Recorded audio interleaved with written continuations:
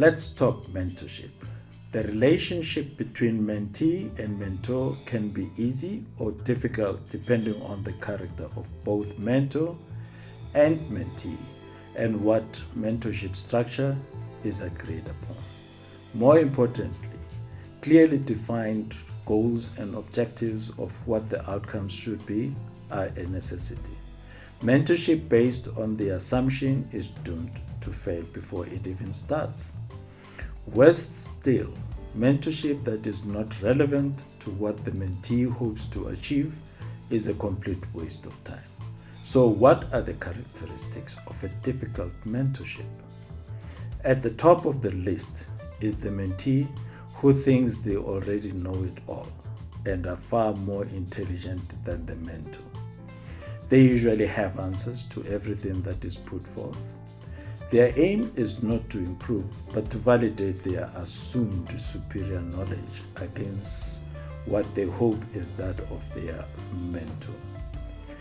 Their goal is to show off their ego by embodying an attitude that says, "Nobody can tell me I beat the mentor at his or her own game." Sustainable, as the mentee would constantly seek instant gratification, waiting on the next high to ask their mentor. The second most common characteristic is a refusal to be shown new and efficient ways of doing things. Finally, the mentee's failure to recognize the fact that there is nothing friendly about the relationship between the mentee and the mentor, because the mentor is the one who is calling the shots, and the mentee at the end of the day holds her future in his or her own hands and has everything to lose.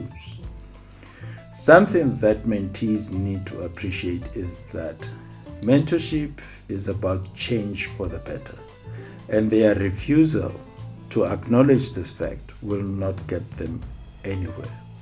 Basically, no change, no progress. So, is it all gloom and doom in the mentorship space? Absolutely not. So, where should we really start? Now, that is the big question. Let me share my experience first, and then you can decide what will work for you. I do not start mentorship with what the mentee wants to achieve.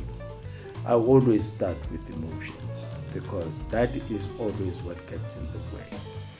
It is crucial that the mentee should reach a certain level, which is also acceptable, of course, of emotional intelligence, because often there is a lot going on that is likely to rub them the wrong way.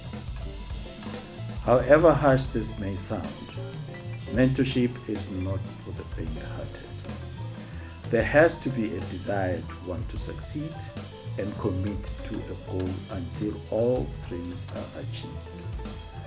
Until I am convinced that the mentee has reached an acceptable level of emotional maturity, nothing starts. Once they are ready, they are a marvel to watch, and great company too. They ask bold, relevant, and progressive questions. Nothing is personal or out of reach. So how do you know the mentee has arrived? That is actually a very good question, to which my response is simple.